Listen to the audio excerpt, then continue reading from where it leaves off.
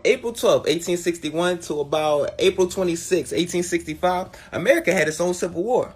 You know, that time that the white people in the South wanted us to be slaves so bad that they didn't even want to be a part of the country anymore just so they can fight the North about keeping us slaves? Now, in the midst of all that, in 1863, flexing ass Abraham Lincoln comes up with this Emancipation Proclamation. But the war wasn't over yet. So what he did was grant freedom to slaves he didn't have the jurisdiction to grant. And being that the Confederate States had already seceded, they technically didn't have to listen to Lincoln. Therefore, they didn't. So in summary, what happened was Lincoln hold up. I'm president. We ain't doing all this war shit. They got the game fucked up. You know what? All slaves is free. And the Confederacy looking at him he must think he part of the country or something. Who the fuck this nigga talking to? Fast forward to April 9th, 1865, Virginia's Confederate general surrenders to the Union as if to end the war. But he didn't have to say to do so. So it wasn't until Joseph Johnson approved of the surrender on April 26th that the war was completely over. Now, what you should be asking yourself is, if the war was technically completely over on April 26th, what's so special about June 19th? What the fuck is Juneteenth?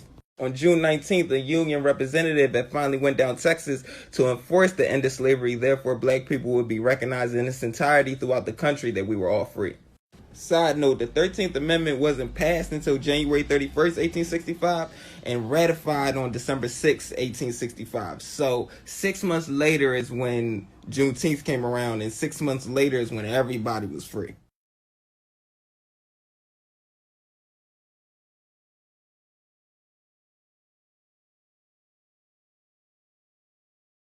This is probably why we don't celebrate the 13th Amendment thing, because the folks in Texas knew that shit was bullshit, because they were still slaves out there, motherfucker. Juneteenth has been recognized as a state or ceremonial holiday since 1980, and is recognized as such everywhere across the country besides North and South Dakota, Montana, and Hawaii. So in the 21st century, what is the significance of PA finally recognizing Juneteenth as a state holiday if there's no specific beneficial factor to black folks? Oh!